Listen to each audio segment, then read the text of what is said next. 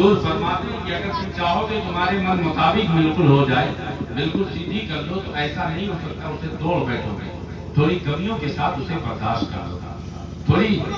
کمیوں کے ساتھ اسے برداشت کر لو۔ اللہ نے تمہیں حاکم بنایا ہے، اس عظمت اور فضیلت کو سمجھو، اپنی بیویوں کے ساتھ اپنے اخلاق پیش کرو اللہ کے پیارے نبی صلی اللہ علیہ وسلم کے طریقے پر، کہ حضور سے جب آپ کی ازواج میں سے کوئی کبھی بھی پوچھتا تھا تو وہ بتاتی تھی کہ گھر میں بھی وہ باہر جیسے تھے اچھے سب سے، ویسے گھر میں بھی تھے، اور کام کیا تھا کہ مختار کائنات ہو کے حبیب خدا ہو کے، اور جن کی شان یہ ہے لا یمکن الثناء کما کان حق ہو، عادت خدا بزرگ تو ایک قصہ مختصر، وہ گھر میں اپنے خواتین اپنے گھر کے لوگوں کے جو ہے ہاتھ بٹایا کرتے تھے، کبھی اپنی زوجہ کے ساتھ ان کے کاموں میں لگے ہوتے، کبھی اپنی شہزادی کے ساتھ لگے ہوتے۔ اس طریقے سے حضور نے اعلیٰ اخلاق پیش کیے ہیں۔ اللہ کے نبی نے وہ خوبصورت طریقہ اور سسٹم دیا ہے کہ جس کی مثالیں آج اگر ہم اپنے سامنے رکھیں تو ہمارے گھر جنت کے نمونے بن جائیں۔ دو سب سے بڑی وجہ ہے اللہ کے نبی کا علم دیکھیں اور ان کی نظر دیکھیں کہ کسی محاذ پہ اللہ کے نبی نے آپ کو اکیلا نہیں چھوڑا ہے، گھر کے اندر ہماری وہ مائیں ہیں کہ جن کی عظمت و شان میں رب فرماتا ہے حملتہ امہ وہنا علی وہن، یہ وہ مائیں ہیں کہ جنہوں نے تمہارا جو ہے بوجھ کمزوری پر کمزوری برداشت کرتے ہوئے اٹھایا ہے، ورنہ انسانی فطرت ہے کہ جس چیز سے تکلیف محسوس ہو انسان اسے دور کر دیتا ہے، لیکن ماؤں کی عظمت کو سلام کہ جب ایک پیٹ میں ایک عورت کے بدن میں ایک بچے کی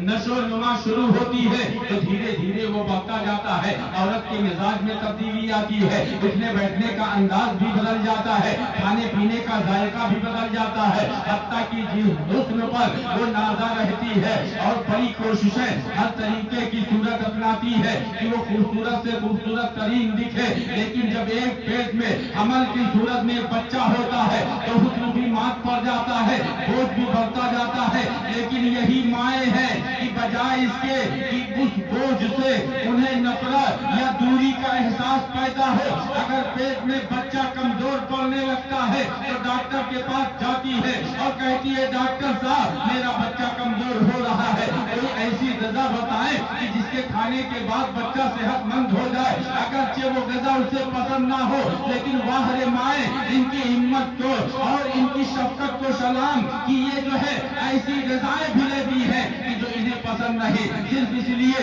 کہ پیٹ میں بچے کا وزن بڑھ جائے، اور اس کے باوجود آپ دیکھیں کہ جب یہی بچہ پیٹ میں خون کی صورت اپنی غذا لیتا ہے باہر آتا ہے تو دودھ کی صورت جو 2.5 سال تک جب خون چوستا ہے تب بھی جو ہے ماں کا عالم یہ ہوتا ہے کہ اپنی تمام خوشیاں آرام بچے کے سپرد کر دیتی ہے، لیکن ایک لمحہ کے لیے بچے کے چہرے پر کمی کے آثار نہیں دیکھنا چاہتی ہے، یہی مائیں ہیں۔ کبھی تو رب کائنات فرماتا ہے حملتہ امہ وہنا علی وہن، کہ یہ مائیں وہ ہے کہ جو تمہارا بوجھ کمزوری پر کمزوری جھیلتے ہوئے برداشت کرتی ہے، اس لیے اللہ فرماتا ہے وَقَضَىٰ رَبُّكَ أَلَّا تَعْبُدُوا إِلَّا إِيَّاهُ وَبِالْوَالِدَيْنِ إِحْسَانًا، تو تمہارے رب نے فیصلہ فرما دیا کہ اللہ کے علاوہ کسی کی عبادت نہ کرنا اور اپنے والدین کے ساتھ حسن سلوک کرنا، اس لیے ماں باپ کی عظمتیں اتنی بڑھائی۔ اللہ کے پیارے نبی کو معلوم تھا کہ آنے والے زمانوں میں ایسے معاملات حادثات پیش ہوں گے کہ ایک طرف ماں ہوگی کہ جس کے قدموں تلے جنت ہے، دوسری طرف بیوی ہوگی جو پارٹنر آف لائف ہے، شریک حیات ہے، جس کے تعلق سے اللہ کے نبی نے فرمایا ہے کہ اچھی بیوی آدھا ایمان ہے، کیونکہ آپ باہر لوگوں کے ڈر سے برائیوں سے بچیں گے، اور گھر میں اگر اچھی بیوی مل گئی ہے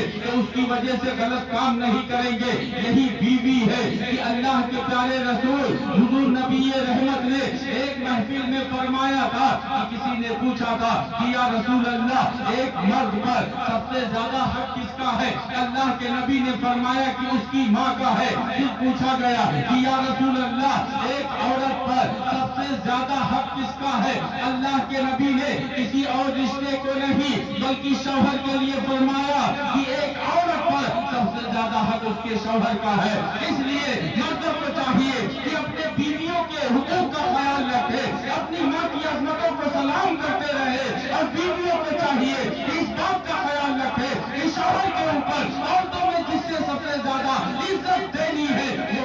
مرتبہ و مقام ہے. اگر ماں باپ راضی ہے تو رب راضی ہوگا, اور جب رب راضی ہوگا آپ بھی خوشی ہوگی, آپ کا گھر جنت کا نمونہ بن جائے گا. لیکن اگر ماؤں کی تقدس اور عظمت میں کمی آئی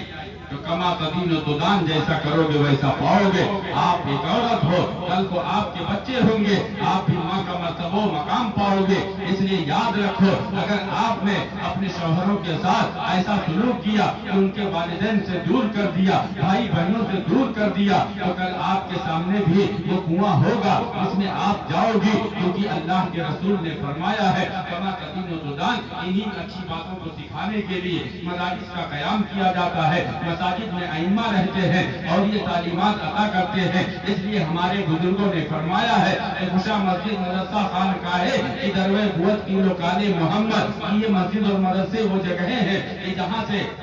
اللہ و رسول کی تعلیمات عطا کی جاتی ہیں. اس لیے مسلمانوں اپنے بچوں کو اچھی تعلیم ضرور دو, اپنے بچوں کو ڈاکٹر انجینئر ضرور بناؤ, اور اس سے پہلے ایک سچا پکا مسلمان بنا دو. کیونکہ ایک ڈاکٹر اگر اچھا مسلمان ہوگا تو غلط دوائیں نہیں دے گا, کسی کے ساتھ غلط نہیں کرے گا, بلکہ ثواب سمجھ کے لوگوں کو فائدہ پہنچانے کی کوشش کرے گا. کیونکہ اللہ کے نبی نے فرمایا ہے کہ راستے سے تکلیف دہ چیز کا ہٹانا یہ باعث ثواب ہے. ایک مریض کی عیادت کرنا یہ باعث ثواب ہے, باعث خیر و برکت ہے. تو اب مریض ہمارے پاس خود آئے گا, ہم ڈاکٹر ہیں تو ہم چاہیں گے کہ ایسا علاج کرے کہ یہ ٹھیک ہو جائے, اس کے چہرے پر مسکراہٹ آ جائے. کوئی وکیل ہوگا تو اسے خیال ہوگا کہ اللہ کے نبی کے ذریعہ قرآن کی جو تعلیم ہمیں ملی ہے اس میں قرآن نے جھوٹوں پر اللہ کی لعنت ہوتی ہے. اس لیے ہمیں جھوٹ کا سہارا نہیں لینا ہے, جھوٹ نہیں بولنا ہے, غلط فیصلے نہیں کرنے ہیں,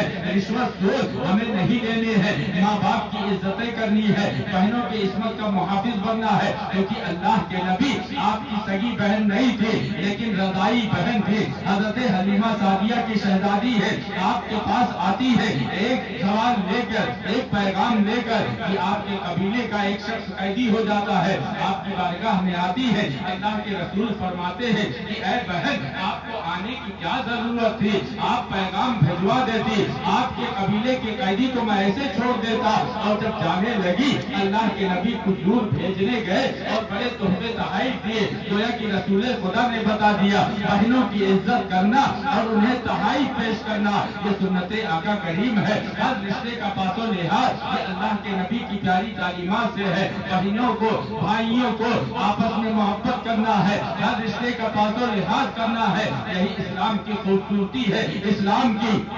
خوبصورتی وہ نہیں جو آج دشمنان اسلام کہہ کے ہم پر دانا دنی کرتے ہیں. لیکن افسوس کہ ہمارے نوجوان کو بھی معلوم نہیں, ہماری بچیوں کو بھی معلوم نہیں, اس لیے کسی کے بھی دامے فریب میں وہ آ جاتی ہے. ورنہ اے بہنوں بیٹیوں یاد رکھو کہ اسلام نے جو تمہیں عزت دی ہے کسی دوسرے مذہب میں اس کا تصور تک نہیں ہے. کیونکہ ہمارے یہاں جو سب سے مقدس کتاب ہے جسے کلام اللہ کہا جاتا ہے اسے غلاف میں رکھا جاتا ہے. اور اللہ نے اور مومنین کی عورتوں کو فرمایا کہ یہ بھی پردے میں رہے نبی کی بیویوں کے صدقے, کہ اے نبی کی بیویوں تم عام عورتوں کی طرح نہیں ہو. اور اس طریقے سے نبی کی بیویوں یعنی امہات المومنین کی جو خادمائیں ہیں, ہماری بہنیں بیٹیاں ہیں, وہ ان کی خادمائیں ہیں, ان کے صدقے یہ بھی عام عورتوں کی طرح نہیں ہے. یہ بازار کی زینت نہیں ہے بلکہ گھر کے لیے یہ زینت ہے. بھائی کا سمان ہے, بھائی کی عزت ہے, باپ کی عزت ہے. اس طریقے سے جو بھی رشتے ہو ہمارے لیے سب محترم ہے اور ان سب کا خیال رکھنا ہمارے لیے لازم و ضروری ہے. بس آپ سے گزارش اتنا کروں گا کہ آپ دینی اقدار کو سمجھو, اپنے اسلام کو سمجھو, اپنی تعلیمات میں اضافہ کرو, علماء سے قریب آؤ. قرآن کہتا ہے فَاسْأَلُوا أَهْلَ الذِّكْرِ إِن كُنتُمْ لَا تَعْلَمُونَ, کہ اہل علم سے پوچھو اگر تم نہیں جانتے ہو. میں نے قرآن کی جو آیت کریمہ پڑھی, اللہ فرماتا ہے یا ایھا الذین آمنوا ادخلوا فی السلم کافہ, کہ اے ایمان والو یعنی وہ لوگ کہ جو نبی کی محبت اپنے سینے میں رکھتے ہو. انہی سے کہہ رہا ہے ہے یعنی جو غلامان مصطفیٰ ہے، نام غلام رسول ہو، غلام غوث و خواجہ ہو، عبداللہ ہو، اس سے کامیاب فقط نہیں ہو جاؤ گے جب تک سچی غلامی نہ آئے۔ اس لیے اسلام میں کامل طریقے سے داخل ہو جاؤ، سب روایتی مسلمان نہ رہو۔ ڈاکٹر اقبال کہتے ہیں یہ تو سید بھی ہے، مرزا بھی ہو، افغان بھی ہو، تم سبھی کچھ ہو بتاؤ تو مسلمان بھی ہو۔ وضع میں تم ہونا سارا تمدن میں ہنوز، یہ مسلمان ہے جنہیں دیکھ کے شرمائے ہو۔ علامہ اظہار اشرف اصفی علیہ رحمہ فرماتے ہیں جو میں نے شروع میں پڑھا تھا میری گفتگو کے بعد، اس کا مطلب آپ سمجھ گئے ہوں گے کہ ہو گئے دور مسلمان بشان اسلام، اپنی تاریخ کو دوہرا کے ابھرنا سیکھو۔ شور ابیات تیرے سامنے دب جائیں گے، غیر کو غیر اور اپنوں کو سمجھنا سیکھو۔ ہر غلاموں پہ سدا ان کا رحم کرم رہتا ہے، یہ لازم کے غلاموں میں ہی رہنا سیکھو۔ غلامی کسے کہتے ہیں؟ چلتے چلتے بہت ضروری اہم بات بتا دو،